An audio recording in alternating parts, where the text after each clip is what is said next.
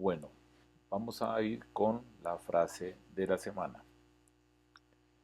Los sabios buscan la sabiduría. Los necios creen haberla ya encontrado. Napoleón Bonaparte. Bueno, continuamos entonces con nuestra revisión de los capítulos de la guía de cirugía bariátrica de la Asociación Colombiana de Obesidad y Cirugía Bariátrica ACOSIP, que pueden descargar gratuitamente de la página web de la asociación. En este capítulo vamos a hablar un poco de cómo los médicos clasificamos y diagnosticamos inicialmente la obesidad. La forma más fácil y más común, que se ha vuelto de alguna manera uno de los signos vitales, igual que la tensión arterial, la frecuencia cardíaca, la frecuencia respiratoria, es el índice de masa corporal, o también llamado índice de Quetelet, un médico que lo descubrió o que lo describió hace más de un siglo. Este índice se basa en la relación que existe entre el peso y la estatura. El peso como numerador, el peso en kilos, y la estatura como denominador en metros al cuadrado.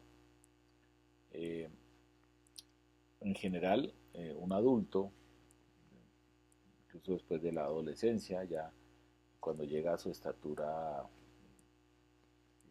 final, de alguna manera, eh, lo único que va a variar es su peso.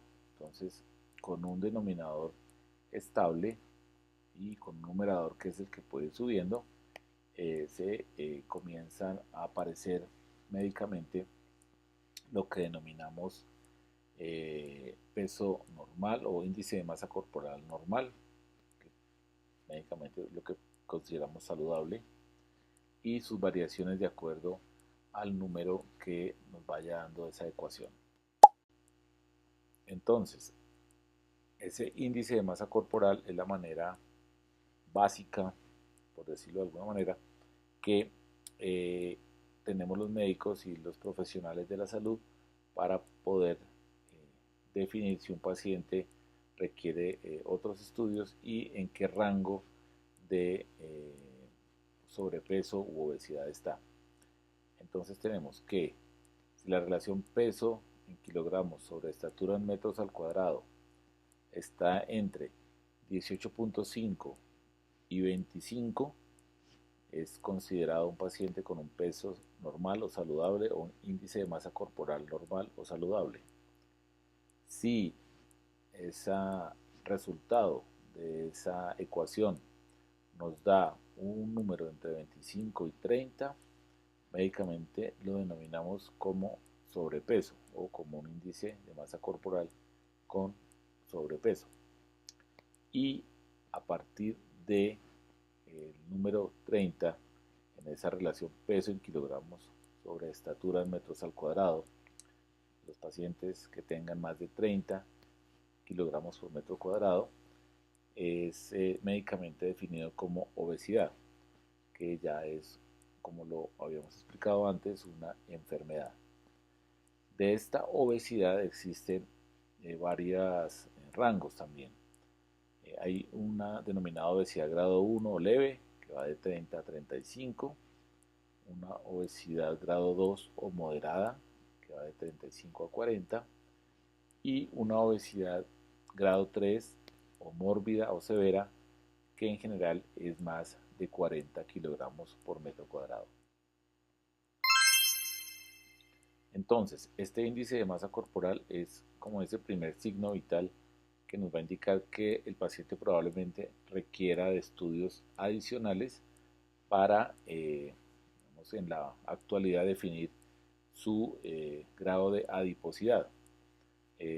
La mayoría de los sitios que manejan pacientes con obesidad, con exceso de peso, deberían tener herramientas como la impedanciometría, que es un instrumento que nos permite medir la adiposidad general y también de distintos segmentos del cuerpo, ya sea el torso, las extremidades, incluso nos puede dar un poco de información sobre grasa visceral y grasa en distintas partes del cuerpo.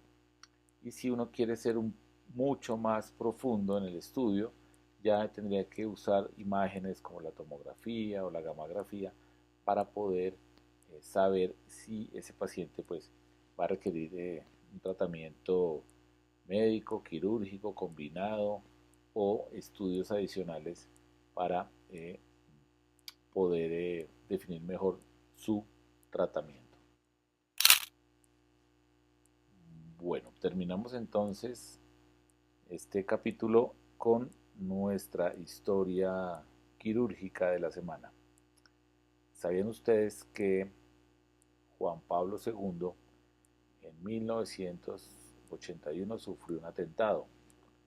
Ese atentado requirió una intervención quirúrgica porque el proyectil que impactó en su abdomen lesionó, entre otros órganos, el colon y fue necesario hacerle una colostomía o lo que llamamos eh, dejar el intestino por fuera del abdomen, que es una operación que inventó un cirujano en los años 20 que se llama Harman, un cirujano francés que describió esta técnica y pues le salvó la vida al Papa Juan Pablo II. Entonces se considera también un milagro el que no haya perforado otros órganos como los órganos vasculares y después de unos meses esta colostomía fue nuevamente cerrada, pues el Papa vivió muchos años más después de ese atentado.